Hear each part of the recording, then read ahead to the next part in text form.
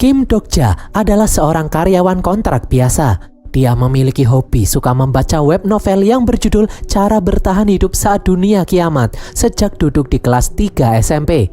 Novel itu bercerita mengenai serangan alien yang mengaku sebagai dewa menghukum manusia di bumi dengan mengirimkan monster-monster mengerikan dan memaksa manusia melawan para monster jika ingin bertahan hidup. Di dalam novel, para dewa menganggap penderitaan manusia itu sebagai hiburan yang menarik. Dokja sangat menyukai novel ini. Tokoh utama di dalam novel ini bernama Jung Hyuk. Di dalam novel diceritakan Jung Hyuk dan teman-temannya membasmi para monster dengan gagah berani. Seiring berjalannya waktu, banyak orang menganggap isi cerita novel itu semakin tidak realistis, sehingga banyak orang yang berhenti melanjutkan membaca novel itu. Hingga akhirnya tersisa satu orang saja yang masih setia membaca novel itu, yaitu Dokja sendiri. Dokja sangat mengagumi Jung Hyuk, sang karakter utama di dalam novel yang sangat pemberani.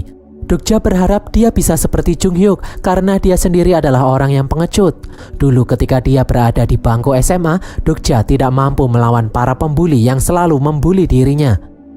Pada suatu hari, kontrak kerja Dokja habis dan tidak diperpanjang lagi. Dan pada hari itu juga, novel yang selama ini dia baca akhirnya juga tamat.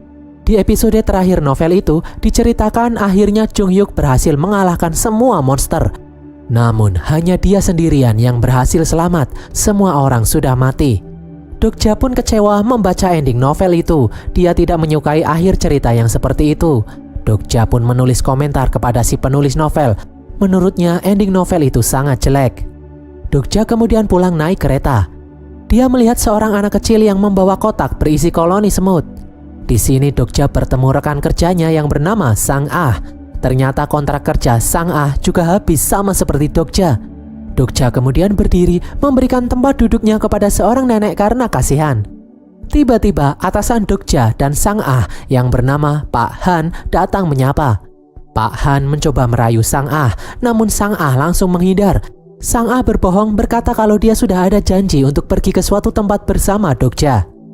Dokja kemudian menerima pesan SMS dari seseorang dengan username TLS123. Orang itu mengaku kalau dia adalah penulis novel Cara Bertahan Hidup Saat Dunia Kiamat. Orang itu meminta maaf karena sudah membuat Dokja, satu-satunya pembaca setianya, menjadi kecewa. TLS123 ingin memberi kesempatan pada Dokja untuk merubah akhir cerita novel seperti yang dia inginkan. Melihat hal ini, Dokja pun kebingungan. Tiba-tiba kereta mengalami gangguan dan berhenti di tengah jembatan. Muncul suara yang menginfokan kalau streaming hiburan di bumi sudah dimulai.